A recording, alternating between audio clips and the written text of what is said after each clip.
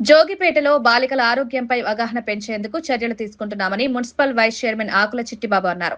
14 నుంచి 15 సంవత్సరాల మధ్య వయసు గల బాలికలకు సర్వైకల్ క్యాన్సర్ నివారణ కోసం హెచ్పీవీ వ్యాక్సిన్ ఎంతో ఉపయోగకరమని తెలిపారు. ఈ వ్యాక్సిన్ ద్వారా భవిష్యత్తులో వచ్చే ప్రమాదకర వ్యాధులను నివారించవచ్చన్నారు.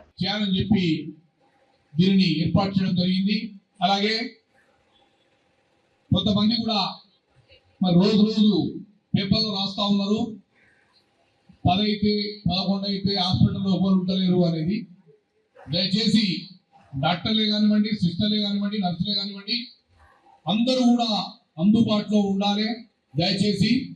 ఎందుకంటే రోజు ఒక పేపర్లో వస్తుంది, అది మేడం గారు కూడా గమనించాలని చెప్పి సందర్భంగా నేను తెలియజేసుకుంటూ ఈరోజు వచ్చింది, నిన్న వచ్చింది, మరి కంటిన్యూ వస్తుంది ఒక్కసారి. ఎందుకంటే మేడం, ఈ 100 పడకల ఆసుపత్రి సరిపోక 150 పడకల ఆసుపత్రిని ఆందోళన ఏర్పాటు చేస్తా ఉన్నారు మన గౌరవనీయ మంత్రివర్యులు. ఏది కావాలన్నా మనకు అన్ని అందుబాటులోకి వచ్చేటట్టుగా.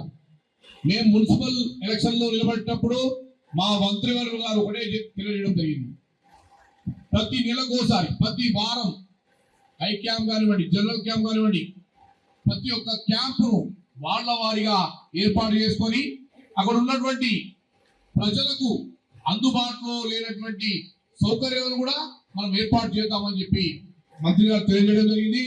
కాబట్టి ఆసుపత్రికే కాదు, ప్రతి ఇంటికి వెళ్ళి మనం అందరం కూడా వాళ్ళకు అన్ని కూడా అందించే ప్రయత్నం చేద్దామని చెప్పి సందర్భంగా తెలియజేసుకుంటూ, మరి ఎన్నో అద్భుతమైనటువంటి పథకాలను తీసుకొస్తున్నటువంటి మా గౌరవనీయ మంత్రివర్యులు దామోదర నరసింహ గారికి, మరి ఆందోళన నియోజకవర్గంలోనే మన వైద్య రంగంలో కానివ్వండి, మరి అభివృద్ధి పథంలో కానివ్వండి, మరి తెలంగాణ రాష్ట్రంలో నంబర్ 1 మరి నియోజకవర్గం ఏదైనా ఉందంటే ఆందోళన నియోజకవర్గం అని చెప్పి సందర్భంగా తెలియజేసుకుంటూ, మా అందరి అదృష్టం మా దామోదర నరసింహ గారు మా ఆందోళన నియోజకవర్గానికి శాసనసభ్యులు కావడం అని చెప్పి ఈ సందర్భంగా తెలియజేస్తూ, ఈ కార్యక్రమానికి ముఖ్య అతిథులుగా మన నూతనంగా ఎన్నికబడ్డ మరి మున్సిపల్ చైర్మన్ గారు కిషోర్ రెడ్డి గారికి, మేడం సుబ్రహ్మణ్యం మేడం గారికి, అలాగే పెద్దలు రాష్ట్ర మార్కెట్ డైరెక్టర్ జగన్మోహన్ రెడ్డి గారికి, అలాగే